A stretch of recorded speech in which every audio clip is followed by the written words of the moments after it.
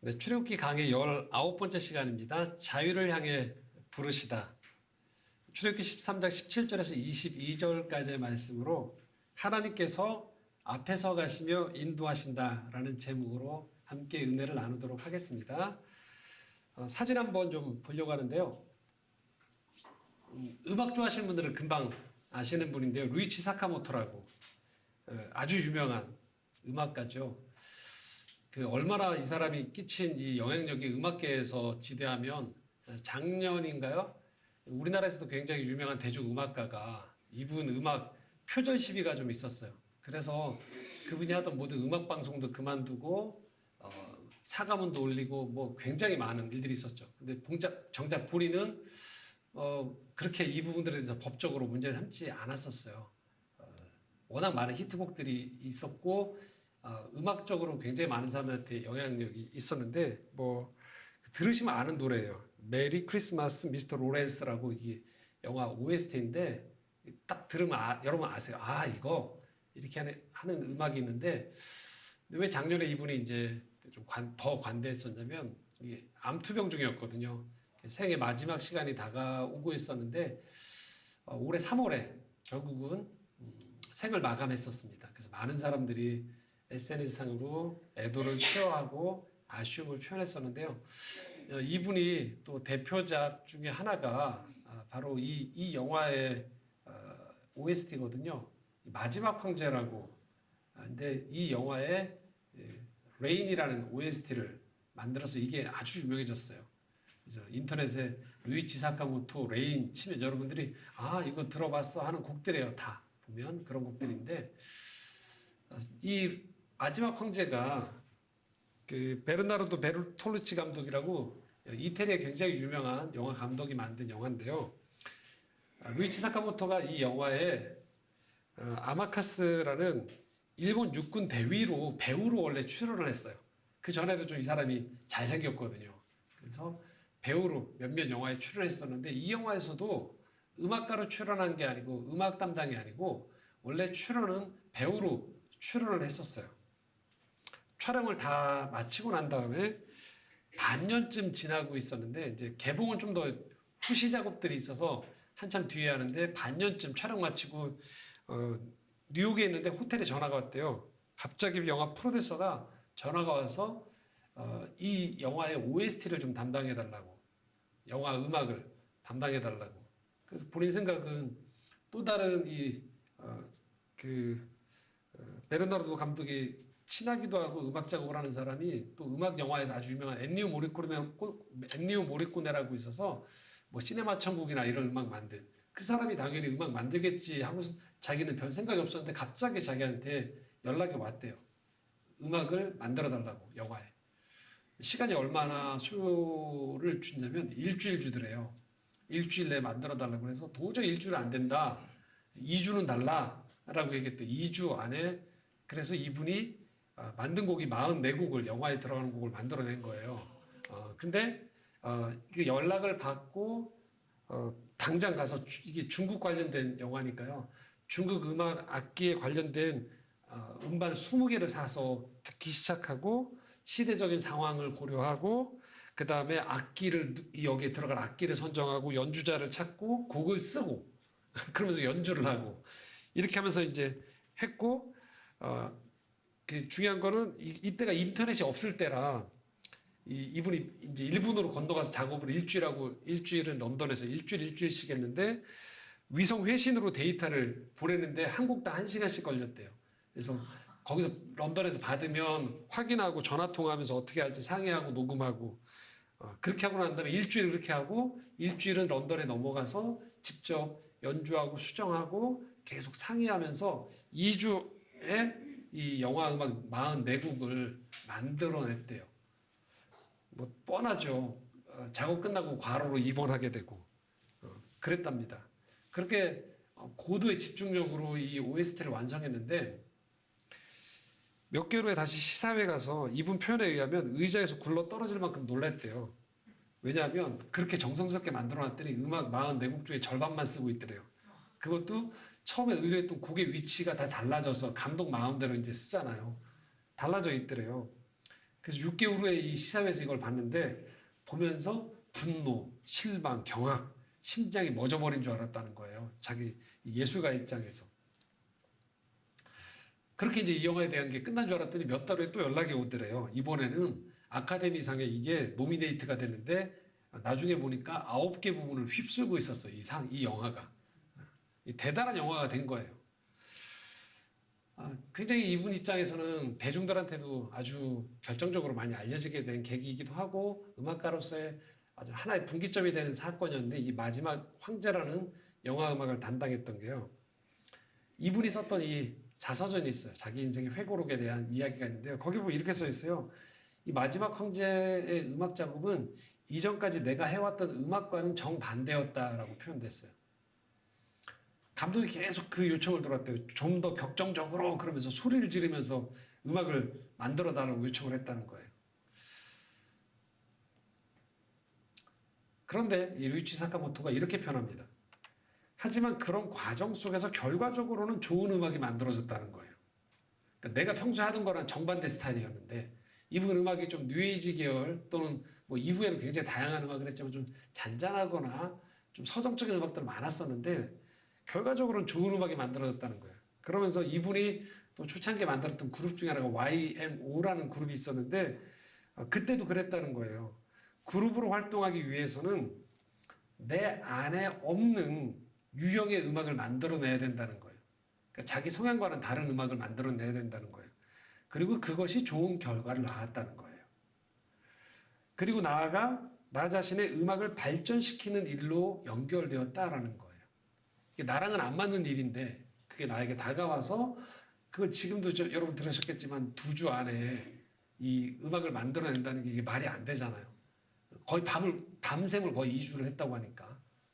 그리고 그냥 만들어내면 끝나는 게 아니고 이게 대중들한테 공개가 돼야 되는 어마어마한 작업이고 자기 혼자 음반 발표하는 게 아니고 영화 화면하고 맞춰서 거기에 적합한 음악을 만드는 거니까 얼마나 난이도가 높았겠습니까? 근데 결과적으로 보니까 그게 좋은 음악을 만들어내는 계기가 됐고 그게 자기한테도 나머지 인생의 음악 인생에서도 큰 도움이 됐다는 거예요. 그래서 이분의 자서전에 이렇게 표현되어 있습니다. 이런 구절이 나와요.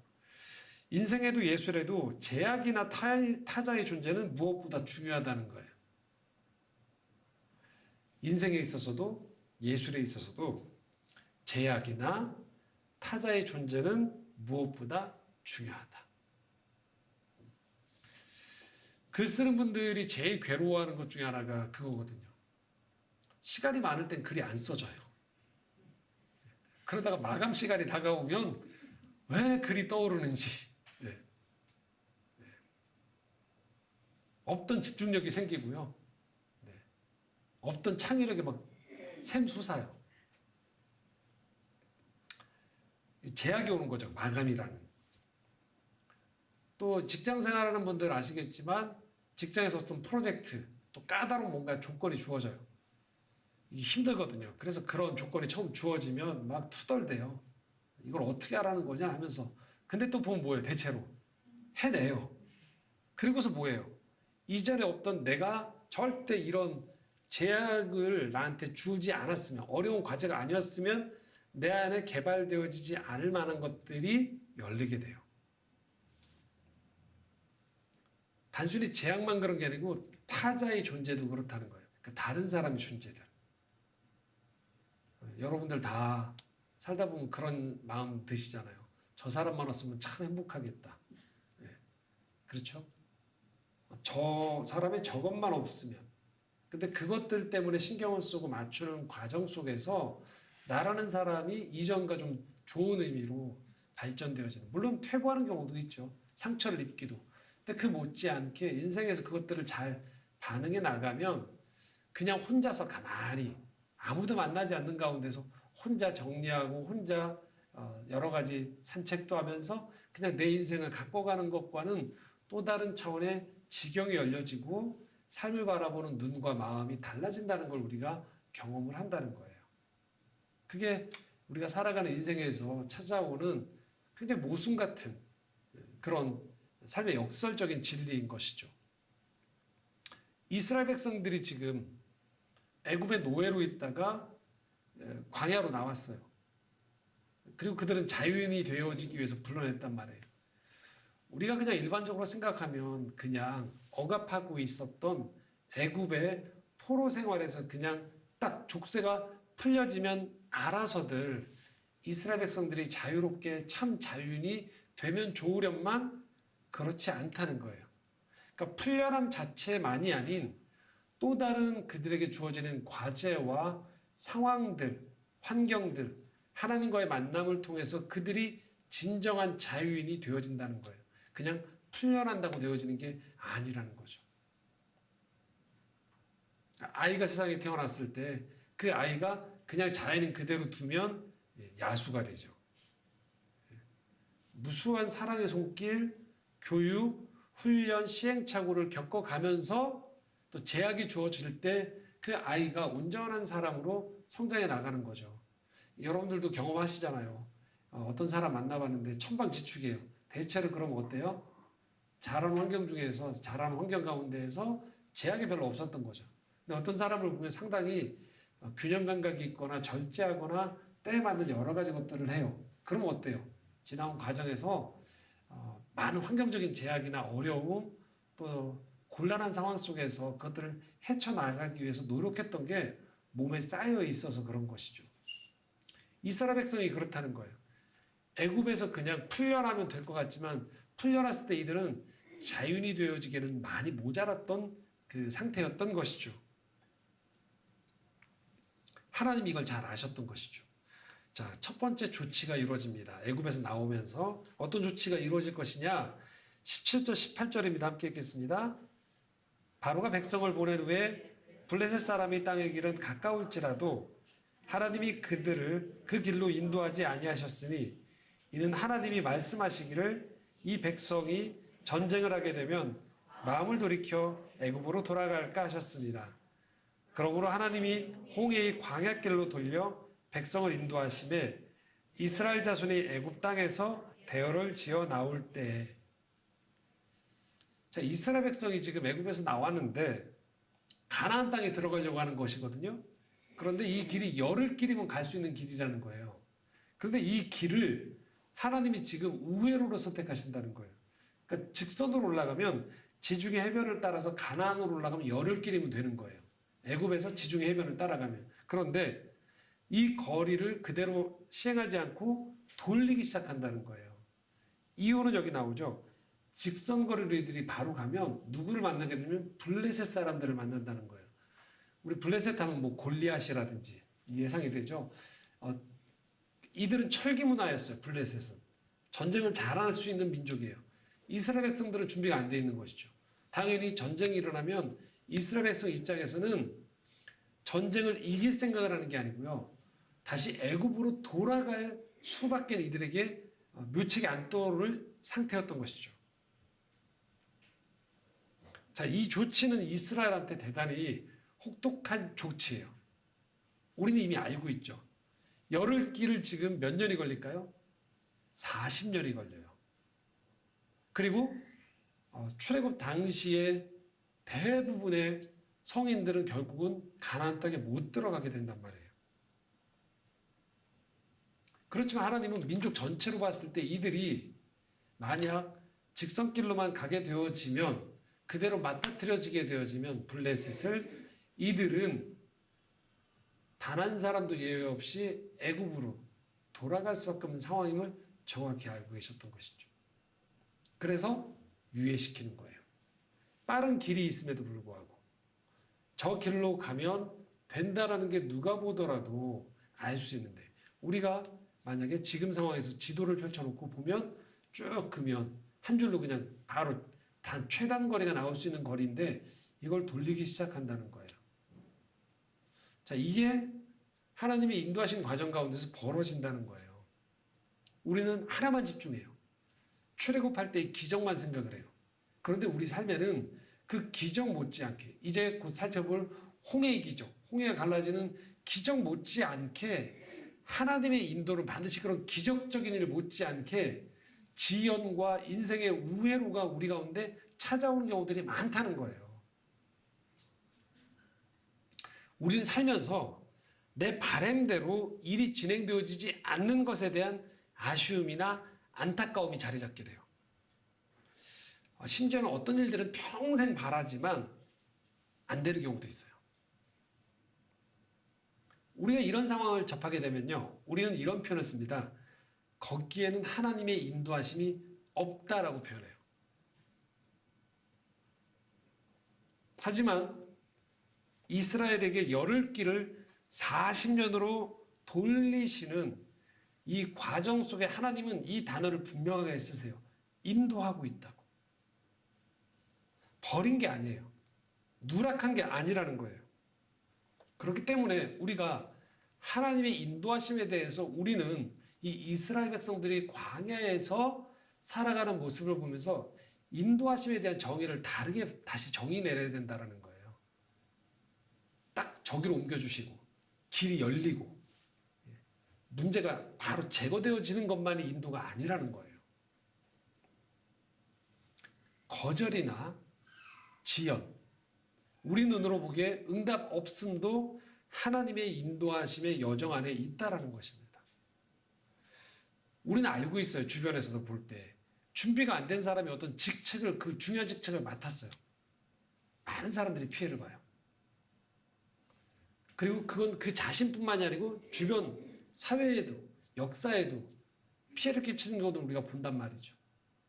하나님이 우리를 인도하신다고 할 때, 그래서 우리는 자연인 그들의 우리는 하나님 앞에 응답이라는 전제를 가지고서 내가 원하는 때와 장소와 그 형태로 일이 해결되어지기를 바라는 것이죠.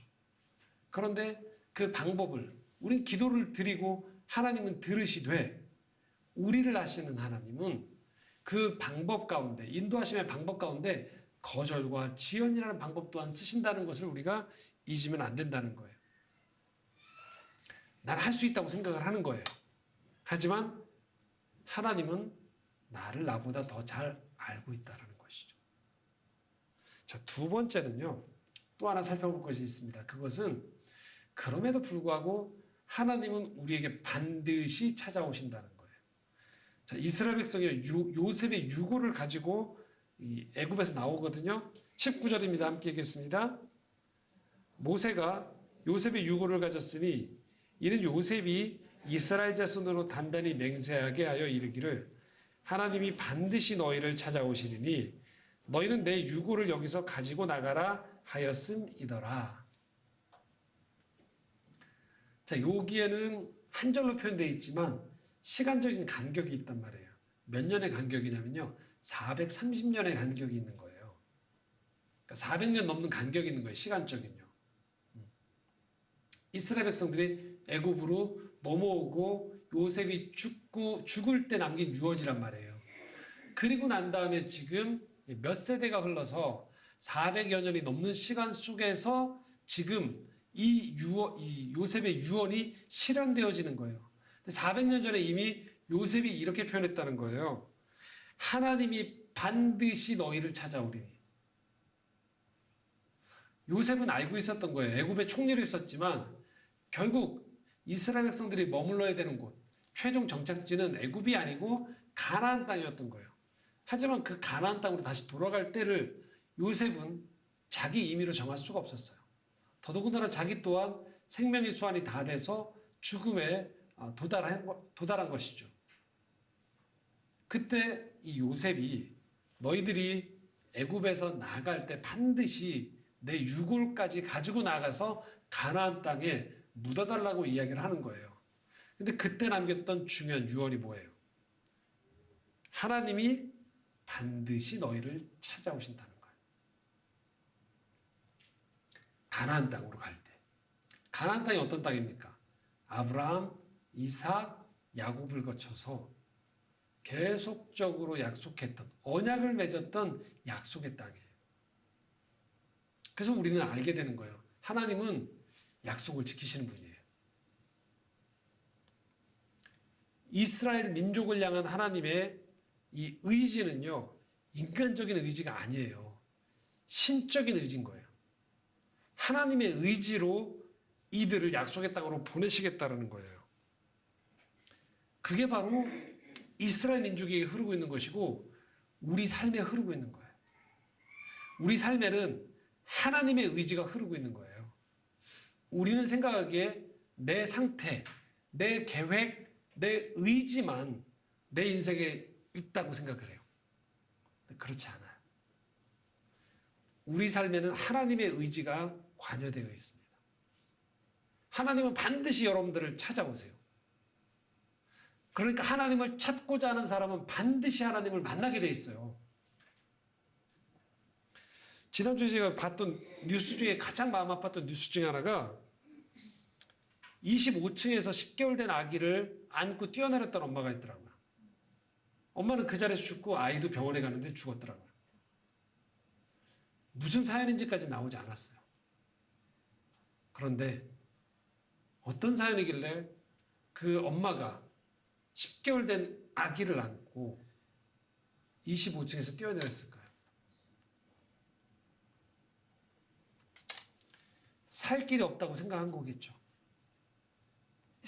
자살을 하는 분들은 살 길이 안 보일 때, 위로, 옆으로, 앞으로, 뒤로 다 막혀 있다고 생각할 때, 그때 마지막 선택을 하는 것이죠. 우리는 아는 거예요. 믿음을 갖는다는 건 하나님이 우리에게 생명을 주셨다라면 그냥 주신 게 아니라는 거예요. 모든 생명 한 명 한 명에게, 한 사람 한 사람의 생명에는요, 하나님의 의지가 담겨 있는 거예요. 하나님은 반드시 우리를 찾아오세요. 그리고 우리 손을 붙잡아 주시는 거예요. 우리가 사람들한테 전하는 소식이 바로 이건 거예요. 당신 혼자 사는 게 아니다. 당신의 인생에는 하나님의 의지가 관여되어 있다는 거예요.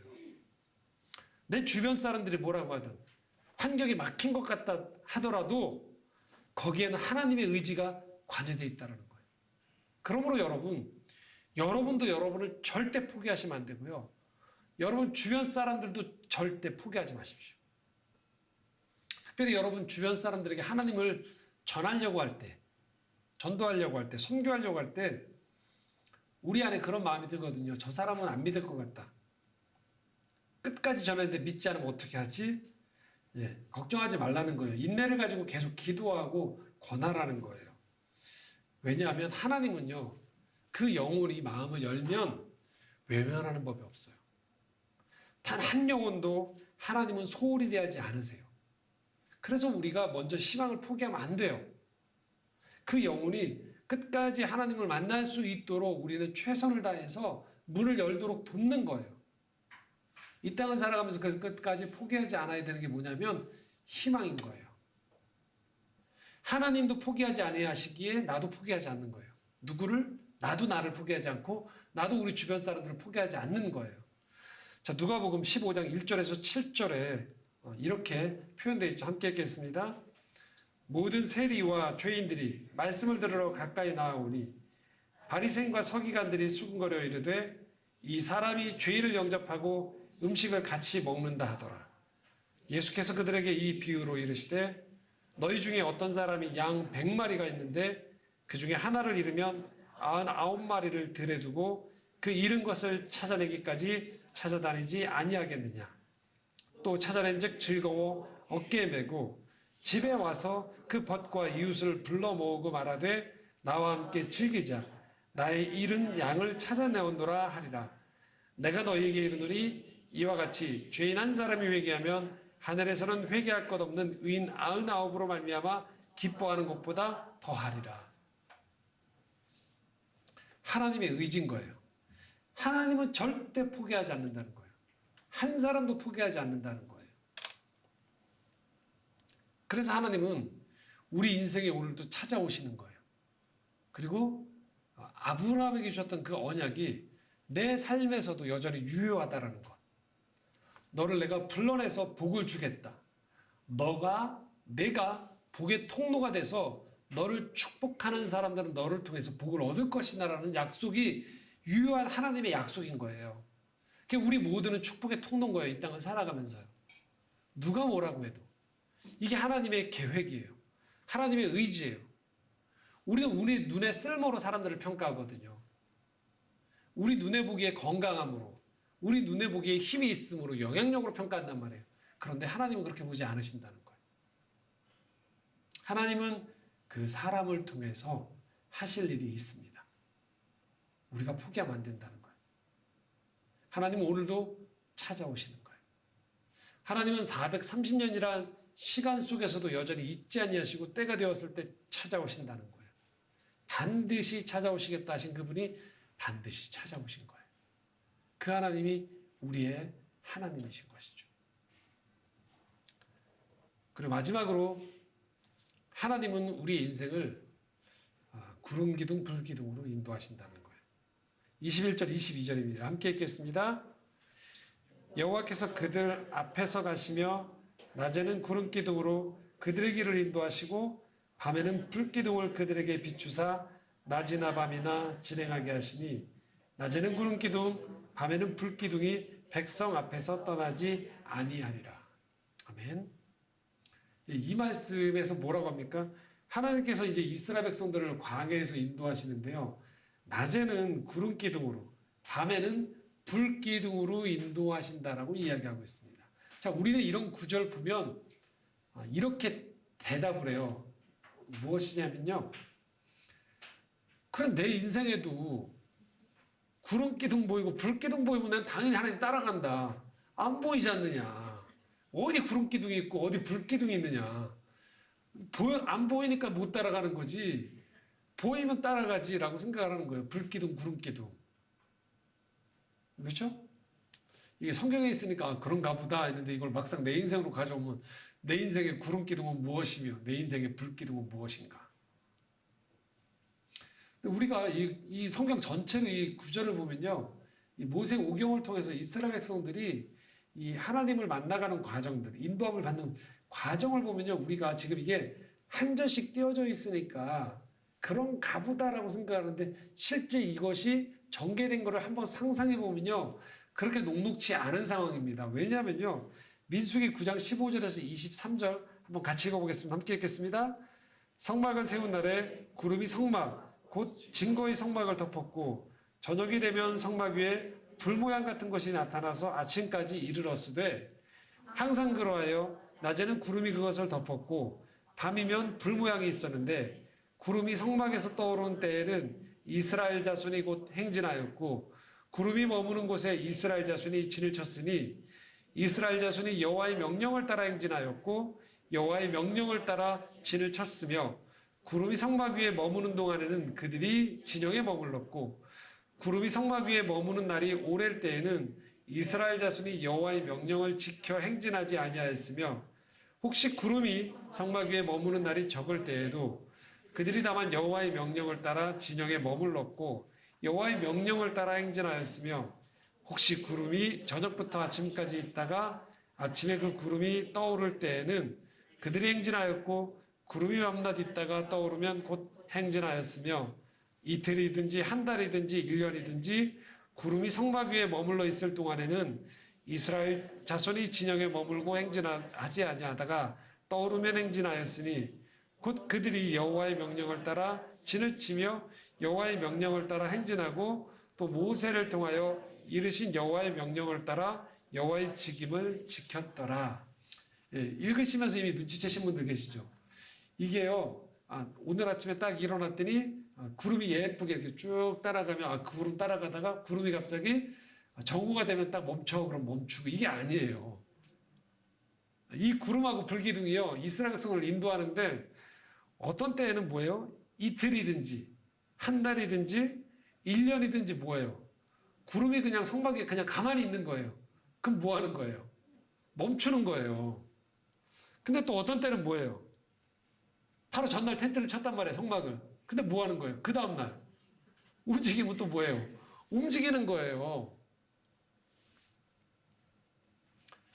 광야 생활을 하는 사람들 입장에서의 이 자기들이 생각하는 리듬하고 다른 거예요, 이게. 전적인 하나님의 인도함이 보일 때는요, 거기에 따른 큰 대가가 따르는 거예요. 우리가 오해하면 안 되는 게 이스라엘 백성 뒤에 이제 우리가 성막도 나오고 광야 생활을 하는데요. 지금 우리는 이걸 캠핑이라고 생각하면 안 돼요. 왜냐하면 남자만 60만 명이거든요. 아이까지 합쳐서 200만 명이 지금 나와서 광야를 행진하고 있는 거예요. 어떨까요? 신생아부터 시작해서 걸음이 불편한 노인들까지 다 있단 말이죠. 장작만 있는 게 아니에요. 이 사람들이 어떤 때는 전날 행진하다가 멈추고 아직 피곤이 풀리지 않은 상태에서도 인도하면 가야 되는 거예요. 어떤 때는 더 가고 싶은 거예요. 왜냐면 모세 같은 경우는 광야의 지리를 안단 말이에요. 어디로 가면 되는 것 같아요. 인간적으로 저기가 지름길이거나 아는데 뭐예요? 구름이. 그냥 안 움직여요. 그럼 뭐 해야 돼요? 있어야 되는 거예요. 그러는 사이에 어느 집에서는 뭐예요? 아버님이 돌아가시는 거예요. 갔으면 좋겠는데. 근데 뭐예요? 모세의 대답은 구름이 아직 그대로 있다. 못 가는 거예요. 사람이 죽고 병이 나고 조급함이 드는데도 불구하고 구름이 있는 그대로 있는다는 거예요. 이거 굉장히 상징적인 사건이죠. 이스라엘 백성들이 인생에서 주어지는 광야를 인생에 비추어 봤을 때, 그래서 이 하나님의 인도함이심이라는 게 시계의 이 초침과 분침이 움직여지듯이 그렇게 움직이는 게 아니라는 거예요. 광야라는 게 어떤 거냐면요, 언제 맹수가 등장할지 모르고요, 고온과 저온이 들락날락하는 거예요. 또 맹수만 있습니까? 아니에요. 언제 다른 사람의 습격이 찾아오기도 하는 곳이에요. 굉장히 불안정한 곳이에요. 근데 그 속에서 하나님은 또 다른 리듬으로, 하나님의 인도하심의 방법으로 이들을 인도하고 있고, 이스라엘에게 요청되어지는 게 이 리듬에 맞춰서 행진을 하라는 거예요. 이스라엘 백성들은 차라리 애굽이 집인 것 같이 보이게 되는 거죠. 왜냐하면 거기는 일정했으니까요. 근데 이 많은 사람들을 데리고 광야에서 이제 더 이상 노예 생활은 아니에요. 이들은 노예는 아니지만 뭐예요? 아직 광야 가나안 땅에 들어가지 않은 것이죠. 이렇게 말씀을 드릴게요. 이들의 광야 생활은 진짜 광야 생활이라는 거예요. 캠핑이 아니라는 거예요. 진짜 삶을 살아가는 거예요. 광야에 들어섰다는 것, 자유인이 되어지기 위해서 광야에서 걷는다라는 건 진짜 광야의 칼바람과 무더위와 위협과 지루함과 막막함을 다 끌어안고 걸어가는 걸 말하는 거예요. 주어진 건 딱 하나예요. 가나안 땅이 주어졌다는 것, 그들과 하나님이 함께 하신다는 것 외에는 광야는 녹록지 않고요, 만만한 곳이 아니라는 거예요. 우리가 신앙생활을 하면서 제일 당황스러워한 게 이거예요. 처음에 우리가 전도를 받거나 또는 모태신앙인데 어떤 순간에 은혜를 받았을 때 우리의 생각은요, 이렇게 했을 때 돌아오는 반응들이 즉각적이라는 기대를 하면서 가는 거예요. 그래서 지체들과 함께 모여서 찬양을 하면서 감격을 했어요. 그리고 막 내가 생명을 드리겠다고 얘기했어요. 막 찬양을 드리면서. 하지만 어떻습니까? 실제 삶의 자리에서는요, 우리란 존재는 누군가가 나한테 요만큼의 서운한 말만 해도 뭐예요? 생명은 고사하고 뭐예요? 자존심에 이만큼만 상처가 나도요, 그 일을 안 하려고 해요.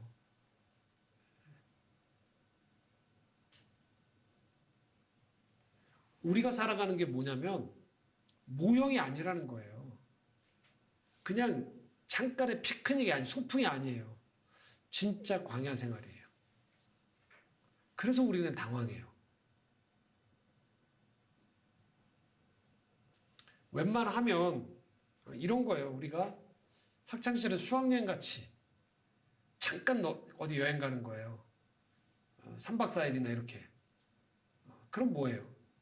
그게 뭐가 될까요? 나중에 거기에서 고생했던 게 자랑이 돼요. 남자들 특히 자랑하죠. 어디 갔다 온 거, 군대 갔다 온 거, 거기서 얼마나 고생을 했는지 다 확인이 안 되거든요. 자기가 제일 막 온갖 고생은 다 한 거거든요. 근데 그것도 뭐예요? 기간이 정해져 있단 말이에요. 그래서 자랑을 할 수 있어요. 근데 실제로 우리가 삶이라는 광야에 들어가서 진짜 경험하는 광야적 체험은 쉽게 사람들한테 자랑하지 못해요. 그건 진짜거든요. 건강, 관계, 재정적인 것, 어떤 인생의 진로가 막혀졌을 때, 무너졌을 때, 틀어졌을 때, 그런 표현을 우리가 종종 하죠. 죽다 살아난다고. 진짜 죽다 살아나는 경험들을 하게 되죠. 인생을 살면서 광야를 걸을 때. 이게 장난이 아닌 거예요. 그냥 조금 체험하고 나서 왜 삶의 체험 현장이라고 하는 것처럼 조금 체험하고 아 내가 이거 해봤어라고 얘기하는 거랑은 다른 거죠. 진짜의 어려움은 쉽게 사람들한테 오픈을 잘 못해요. 왜요?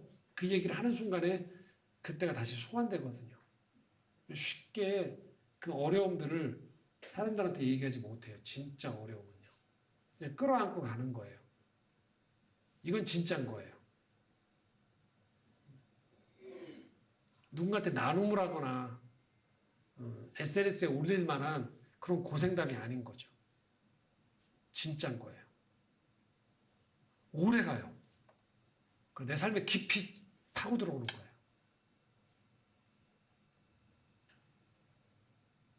근데 결국은 우리가 하나님 앞에서 진짜 자유인이 되어지느냐, 진짜 하나님의 사람으로 다듬어지는 문제들은요, 결국은 그 문제인 거예요. 해결이 안 될 수도 있어요.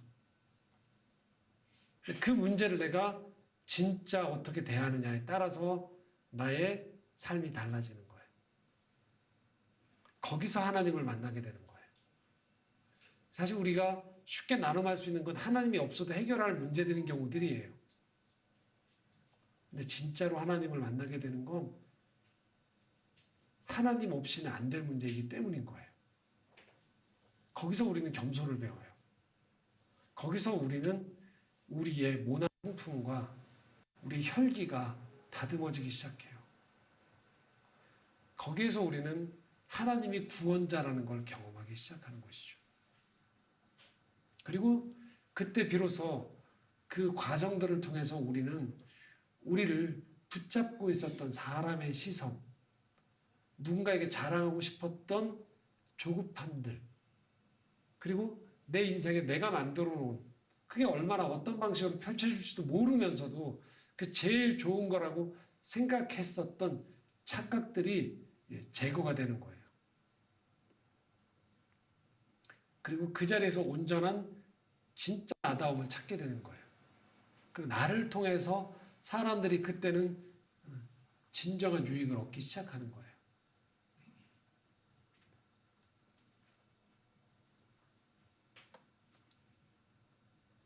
누군가는 이 광야 기간이 좀 더 길 수도 있고요. 깊을 수도 있어요.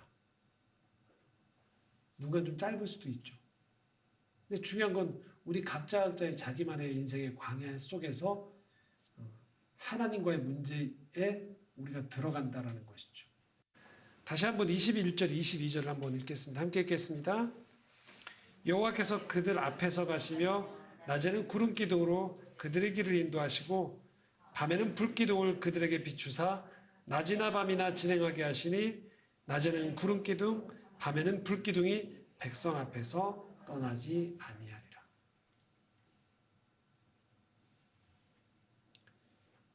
하나님이 함께 하시는데요. 여기서 특이한 표현이 하나 나오죠. 하나님이 어떻게 이들과 함께 하세요? 그들 앞에서 가신다고 표현하고 있어요.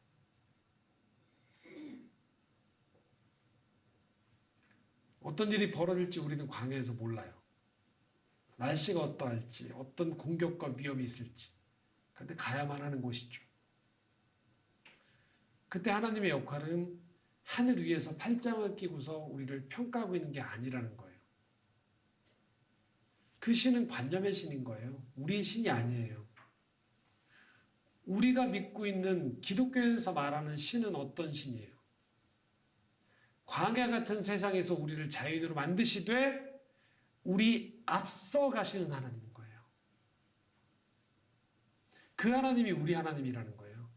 우리가 고백하는, 기도하는 하나님인 거예요.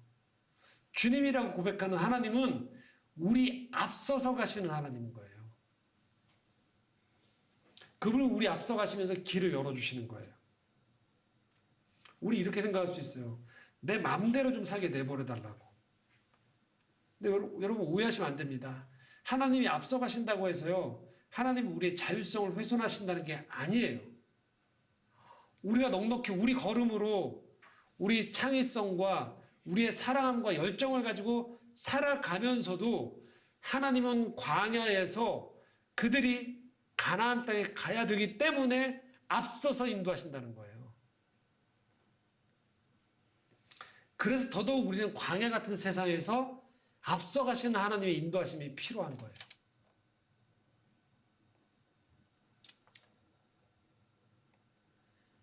하나님은 감당할 수 없는 전쟁의 위협으로부터 우리를 훈련시키세요.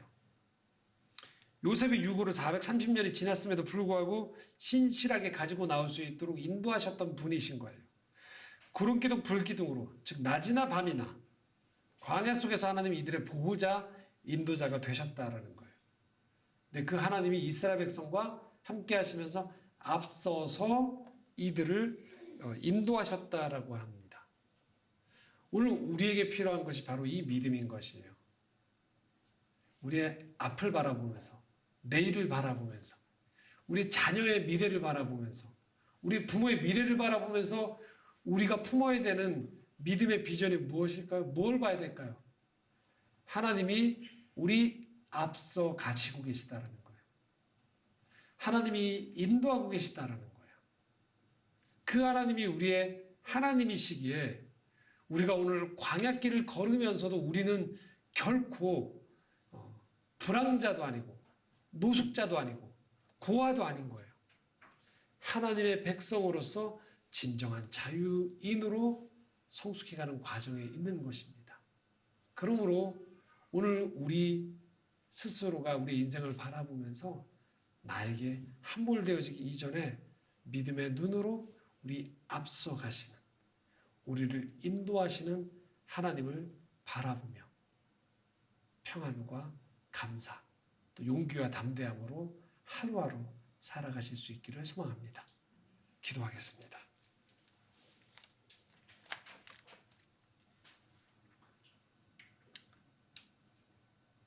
참 좋으신 주님, 광야 같은 세상 속에서 우리를 홀로 버려두지 아니하시고 우리에게 찾아오사 우리 앞서 일하시며 우리를 약속의 땅으로 불러 인도하고 계심을 말씀을 통하여 봅니다. 때로 삶이 이 광야 속에 혼자일 것 같아 불안하고 슬프고 두려울 때, 그때 우리 앞서 가시는 하나님을 바라보기 원합니다. 하나님의 인도하심이 있기에 우리 삶은 망할 수 없고 우리 삶은 넘어져도 다시 일어설 수 있으며 우리가 희망을 품고 살아갈 수 있음을 고백합니다. 주님, 오늘도 함께 하심을 믿으며 내 손을 뻗어 주님의 손을 잡고 하루하루 살아가는 믿음의 사람이 되겠사오니 주님 함께하여 주시옵소서. 예수 그리스도의 이름으로 기도드리옵나이다.